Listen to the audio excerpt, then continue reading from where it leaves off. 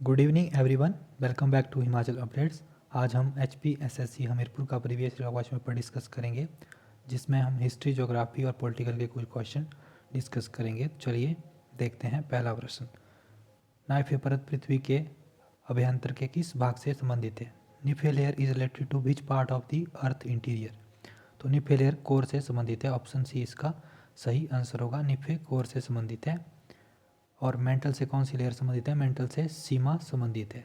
SIMA सीमा संबंधित है। Silica और मैग्नीशियम से यह लेयर बनी हुई है। और क्रस्ट से जो है सियाल संबंधित है। सिलिका और एल्युमिनियम से यह लेयर बनी हुई है, इसको सियाल बोलते हैं, सियाल से संबंधित है। नेक्स्ट क्वेश्चन देखते हैं। Which is an example of block mountain? कौन सा ब्लॉक पर्वत का उदाहरण है? Andes, Rockies, Alps, बोस्केस। तो बोस्केस जो है ब्लॉक पर्वत का उदाहरण है। ऑप्शन डी इसका सही आंसर होगा। The phenomena of temperature inversion occur in which atmospheric layer? ताप प्रतिपन की घटना किस वातावरणीय परत में होती है? ताप प्रतिपन की घटना जो है तो वो स्ट्रेटोस्फेयर में होती है। समताप मंडल में ताप प्रतिपन की घटना होती है। ऑप्शन बी इसका सही आंसर होगा। नेक्स्ट क्वेश्चन देखते हैं। 42 क्वेश्चन देखिए। Equatorial climatic zone lies between विषुवतीय जलवायु जोन किसके बीच पड़ता है? तो विषुवतीय जलवायु जोन 10 डिग्री नॉर्थ से 10 डिग्री साउथ तक पड़ता है। ऑप्शन ए इसका सही आंसर होगा। समान वर्षा वृष्टि को दर्शाने वाली समान रेखा कहलाती है। तो समान वर्षा वृष्टि को दर्शाने वाली रेखा क्या कहलाती है? तो समान वर्षा वृष्टि को दर्शाने वाली रेखा जो है वो आइसोहाइट्स कहलाती है। ऑप्शन डी इसका सही आंसर होगा। आइसोहाइट्स कहलाती है। आइसोब्रांड्स की बात करें तो यह थंडरस्टॉर्म को दर्शाती है। आइसोहाइलाइन इक्वल सैलिनिटी को दर्शाती है। और आइसोनिफ जो है वो इक्वल स्नो डेप्थ को दर्शाती है। तो आपको ये भी याद रखना है। नेक्स्ट क्वेश्चन देखते हैं। 44 क्वेश्चन देखिए। विच is the highest peak in Antarctica? कौन सी एंटार्क्टिका में सर्वोच्च चोटी है? तो एंटार्क्टिका में विंसन मैसिफ सर्वोच्च चोटी है। विंसन मैसिफ जो है सर्वोच्च चोटी है। इसका आंसर बी होगा। Option B Vinson massif.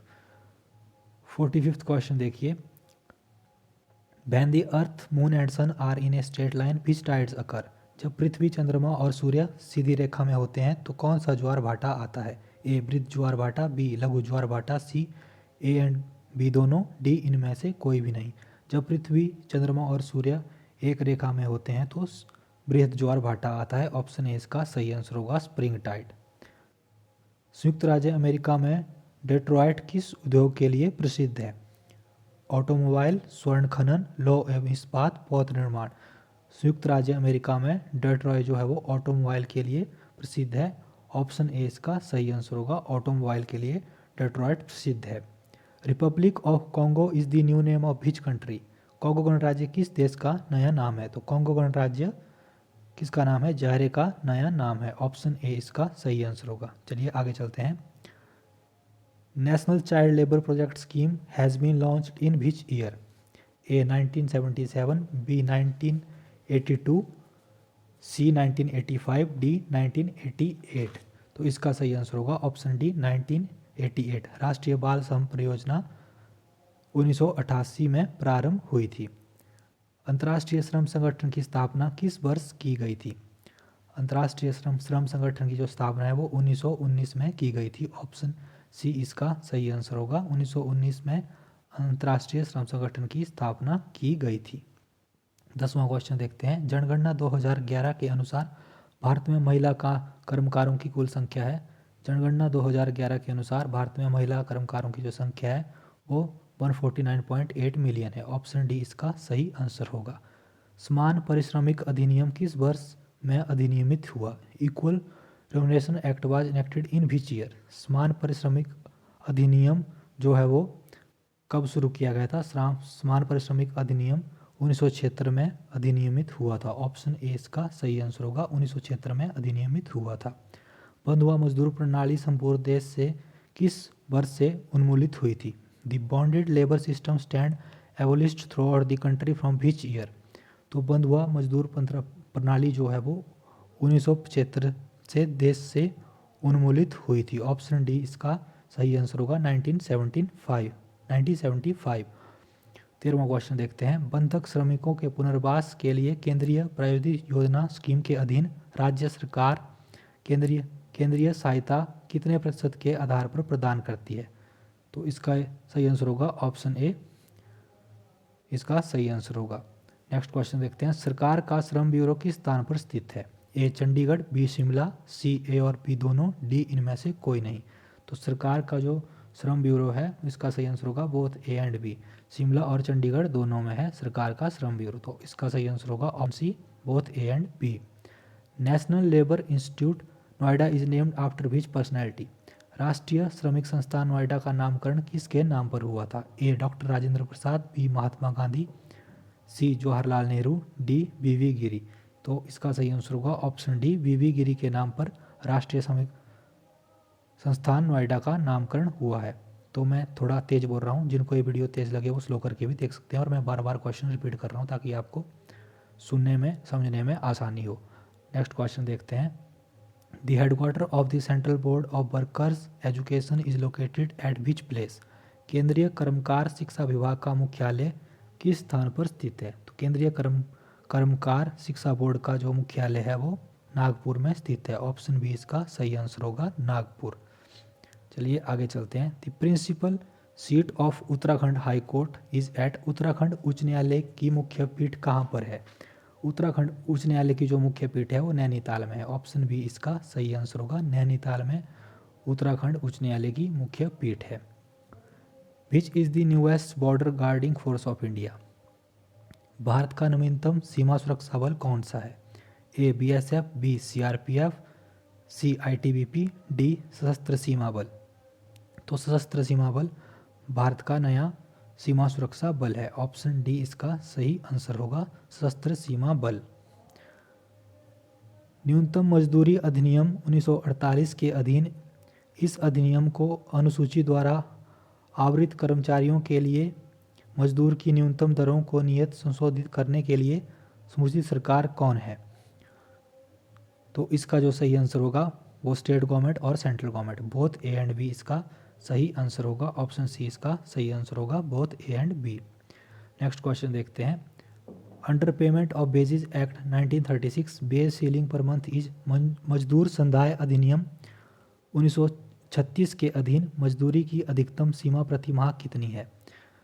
तो मजदूरी संदाय अधिनियम 1936 के अधीन मजदूरी की जो अधिकतम सीमा है वो 24,000 है। ऑप्शन सी इसका सही आंसर होगा, 24,000। फिफ्थ क्वेश्चन देखिए, बेज बोर्ड आर? मजदूरी बोर्ड है वैधानिक निकाय, संवैधानिक निकाय, कार्यकारी निकाय, इनमें से कोई नहीं। तो इसका सही आंसर होगा वैधानिक निकाय। मजदूरी बोर्ड जो है वो वैधानिक निकाय है। ऑप्शन ए सही आंसर होगा। पंडित दीनदयाल उपाध्याय श्रमेव जयते कार्यक्रम के अधीन सरकार द्वारा कितनी योजनाएं प्रारंभ की गई है? पंडित दीनदयाल उपाध्याय श्रमेव जयते कार्यक्रम के अधीन सरकार द्वारा 5 योजनाएं प्रारंभ की गई हैं। ऑप्शन डी इसका सही आंसर होगा। सेवंथ क्वेश्चन देखते हैं, as per the child labour prohibition and regulation act employment of children below which age is prohibited in notified hazardous occupation and process? बाल श्रम अधिनियम के अधीन अनुसूचित परिसंकटमय व्यवसाय एवं प्रक्रिया में किस आयु से कम बालकों का नियोजन प्रतिबद्ध है? तो 14 वर्ष से कम बालकों की आयु का नियोजन प्रतिबद्ध है। ऑप्शन ए इसका सही आंसर होगा। आगे चलते हैं, which of the following is not A correct statement? निम्न में से कौन सा कथन सही नहीं है? कारखाना अधिनियम 1948 में अधिनियमित हुआ।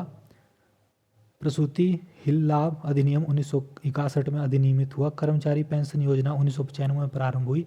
राष्ट्रीय कौशल विकास एवं उद्यमिता निधि 2018 में प्रारंभ हुई। तो इसका सही आंसर होगा ऑप्शन डी। ये कथन सही नहीं है। 18th क्वेश्चन देखिए, world youth skill day is observe every year on which day? विश्व युवा कौशल दिवस प्रतिवर्ष किस दिन मनाया जाता है? तो विश्व युवा कौशल दिवस 15 जुलाई को मनाया जाता है। मोहनजोदड़ो की खोज निम्न में से किस पुरातत्वज्ञ द्वारा की गई थी? Mohenjodaro was discovered by which of the following archaeologist? तो मोहनजोदड़ो की जो खोज है वो आर.डी. बनर्जी के द्वारा की गई थी। ऑप्शन बी इसका सही आंसर होगा, आर.डी. बनर्जी।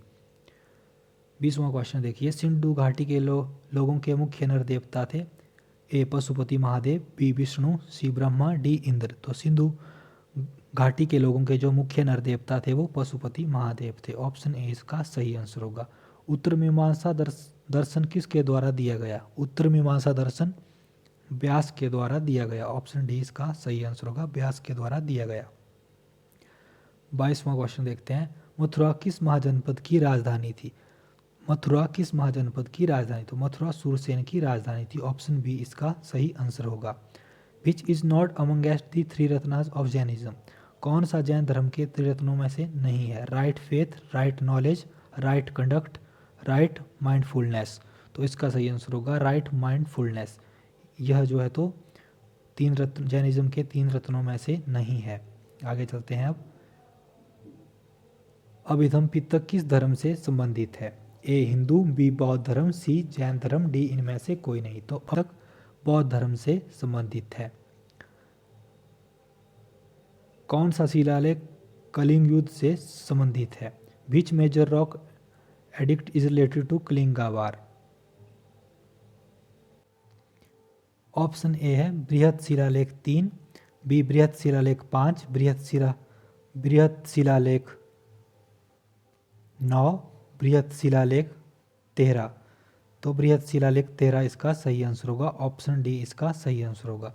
बृहत शिलालेख 13 कलिंग युद्ध से संबंधित है। Option D. Kanishka belong to which dynasty? Kanishka का संबंध किससे है? कनिष्क किस वंश से संबंधित है? 26वां क्वेश्चन। कनिष्क किस वंश से संबंधित है? तो कनिष्क जो है कुषाण वंश से संबंधित है। ऑप्शन सी इसका सही आंसर होगा। कनिष्क कुषाण वंश से संबंधित है। 27वां क्वेश्चन देखिए। किस चोल शासक ने श्रीलंका पर आक्रमण किया? ए विजयालय, दी आदित्य चोल, सी राजा एक, डी राजेंद्र तृतीय। तो राजा एक ने श्रीलंका पर आक्रमण किया था। भारत पर आक्रमण करने वाला प्रथम मुस्लिम कौन था? ए मोहम्मद बिन कासिम, बी मोहम्मद गौरी, सी मोहम्मद गजनवी, डी बाबर। भारत पर आक्रमण करने वाला प्रथम मुस्लिम जो था वो मोहम्मद बिन कासिम था। ऑप्शन ए इसका सही आंसर होगा। मोहम्मद बिन कासिम भारत पर आक्रमण करने वाला प्रथम मुस्लिम शासक था। Malik Kafur was the able general of his Delhi sultan? Malik Kafur किस दिल्ली सुल्तान का समर्थ सेनापति था? तो मलिक काफूर किसका समर्थ सेनापति था? अलाउद्दीन खिलजी का समर्थ सेनापति था। ऑप्शन ए इसका सही आंसर होगा, Alauddin Khilji. Krishnadeva Raya was the contemporary of which Mughal emperor? Krishnadeva Raya किस मुगल शासक का समकालीन था? कृष्णदेव राय बाबर का समकालीन था। ऑप्शन ए इसका सही आंसर होगा। अगला क्वेश्चन देखिए। नक्शबंदी सूफी सिलसिला किसके द्वारा स्थापित किया था? Naqshbandi Sufi order was founded by? Naqshbandi Sufi order जो है ख्वाजा पीर मोहम्मद द्वारा स्थापित किया गया था। ऑप्शन बी इसका सही आंसर होगा, ख्वाजा पीर मोहम्मद। आगे चलते हैं। तारीख शेरशाही बुक वाज रिटन बाय? तारीख शेरशाही पुस्तक किसके द्वारा लिखी गई थी? तो ये अब्बास खान सरवानी द्वारा लिखी गई थी। तारीख शेरशाही बुक अब्बास खान सरवानी द्वारा लिखी गई थी। 33वां क्वेश्चन देखिए। किस सिख गुरु ने स्वर्ण मंदिर में अकाल तख्त का निर्माण करवाया? स्वर्ण मंदिर में अकाल तख्त का निर्माण गुरु हरगोविंद राय ने करवाया था। ऑप्शन डी इसका सही आंसर होगा, गुरु हरगोविंद राय। आगे चलते हैं। Mangal Pandey belong to which infantry? Mangal Pandey किस पैदल सेना से संबंधित था? तो Mangal Pandey 34th native infantry से संबंधित था। ऑप्शन बी 34वीं देसी पैदल चाल से संबंधित था। Jallianwala Bagh मस्कारे took place on? Jallianwala Bagh हत्याकांड कब हुआ? तो जलियांवाला बाग हत्याकांड 13 अप्रैल 1919 को हुआ। 13 अप्रैल 1919 को जलियांवाला बाग हत्याकांड हुआ। ऑप्शन बी इसका सही आंसर है। 36वां क्वेश्चन देखिए। The original name of Vivekananda was? Vivekananda का मूल नाम क्या था? तो विवेकानंद का जो मूल नाम था वो नरेंद्रनाथ दत्त था। ऑप्शन सी इसका सही आंसर होगा, नरेंद्रनाथ दत्त विवेकानंद का मूल नाम था। और जो मूल शंकर जो नाम था वो दयानंद सरस्वती का मूल नाम था। मूल शंकर दयानंद सरस्वती का मूल नाम था, आपको ये भी याद रखना है। और विवेकानंद का जो मूल नाम था वो नरेंद्रनाथ दत्त था। तो ऑप्शन सी इसका सही आंसर होगा। बारडोली सत्याग्रह का नेतृत्व किसने किया था? बारडोली सत्याग्रह वाज लेड बाय? बारडोली सत्याग्रह का जो नेतृत्व है वो सरदार पटेल ने किया था। सरदार पटेल ने किया था। ऑप्शन डी इसका सही आंसर होगा। Which is the closest star to our solar system, कौन सा हमारे सौरमंडल का निकटतम तारा है? A Proxima Centauri, B Sirius, C Alpha Centauri, D Barnard's stars. तो इसका सही आंसर होगा option A Proxima Centauri. Proxima Centauri हमारे सौरमंडल का निकटतम तारा है। आगे चलते हैं। Yang Yap pass is located in which Indian state, Yang Yap दर्रा किस भारतीय राज्य में स्थित है? यांग याप दर्रे की बात करें तो यह अरुणाचल प्रदेश में स्थित है। ऑप्शन सी इसका सही आंसर होगा। Western ghat is also known as, पश्चिमी घाट को किस नाम से जाना जाता है? तो पश्चिमी घाट को सह्याद्री के नाम से जाना जाता है, सह्याद्री। ऑप्शन ए इसका सही आंसर होगा। 50वां क्वेश्चन देखते हैं। Malabar coast lies between, Malabar तट स्थित है, मालाबार तट किसके बीच स्थित है? तो मालाबार तट बेंगलुरु से कन्याकुमारी के बीच स्थित है। ऑप्शन बी इसका सही आंसर होगा। Which river rises from Amarkantak प्लेटू, कौन सी नदी अमरकंटक पठार से उत्पन्न होती है? तो नर्मदा नदी अमरकंटक पठार से उत्पन्न होती है। महानदी की बात करें तो महानदी एमपी के सिंहवा के समीप से निकलती है। और कृष्णा नदी की बात करें तो कृष्णा नदी महाबलेश्वर के समीप से निकलती है। और गोदावरी नदी नासिक के दक्षिण पश्चिम से निकलती है। 52nd क्वेश्चन देखिए। Tatipaka oil refinery is located in, Tatipaka oil refinery कहाँ स्थित है? ए तमिलनाडु, बी उड़ीसा, सी तेलंगाना, डी आंध्र प्रदेश। तो तातीपाका जो ऑयल रिफाइनरी है वो आंध्र प्रदेश में स्थित है। ऑप्शन डी इसका सही आंसर होगा। आंध्र प्रदेश में तातीपाका ऑयल रिफाइनरी स्थित है। Indian constitution contains how many parts, भारतीय संविधान में कितने भाग हैं? तो भारतीय संविधान में 22 भाग हैं। ऑप्शन सी इसका सही आंसर होगा। 22 भाग हैं भारतीय संविधान में। 54 क्वेश्चन देखिए। Fifth schedule of Indian constitution deal with anti defection law, भारतीय संविधान की कौन सी अनुसूची दल बदल निषेध विधि से संबंधित है? तो भारतीय संविधान की 10वीं अनुसूची जो है वो दल बदल निषेध विधि से संबंधित है। ऑप्शन सी इसका सही आंसर होगा। इंडियन सिटीजनशिप में बी लॉस्ट बाय, भारतीय नागरिकता कैसे खोई जा सकती है? परित्याग द्वारा, समापन द्वारा, वंचन द्वारा, इन सभी द्वारा। तो इसका सही आंसर होगा ऑप्शन डी, इन सभी के द्वारा इंडियन सिटीजनशिप खोई जा सकती है। Which article of Indian constitution deal with right to constitutional remedies, भारतीय संविधान का कौन सा अनुच्छेद संवैधानिक उपचार का अधिकार से संबंधित है? तो ऑप्शन डी इसका सही आंसर होगा। अनुच्छेद 32, भारतीय संविधान का अनुच्छेद 32 संवैधानिक उपचार अधिकार से संबंधित है। तो आज के लिए इतना ही। आज हमने कम से कम 50 से 60 क्वेश्चन डिस्कस किए हैं। तो कल हम इससे आगे कोशिश करेंगे कल हम इससे आगे 50 से 60 क्वेश्चन और डिस्कस कर सकें। जिन्होंने अभी तक चैनल को सब्सक्राइब नहीं किया है वो चैनल को सब्सक्राइब कर लें और वीडियो को ज़्यादा से ज़्यादा लाइक करें और शेयर करें। बाकी गवर्नमेंट जॉब की नोटिफिकेशन के लिए जुड़े रहिए हमारे साथ। धन्यवाद।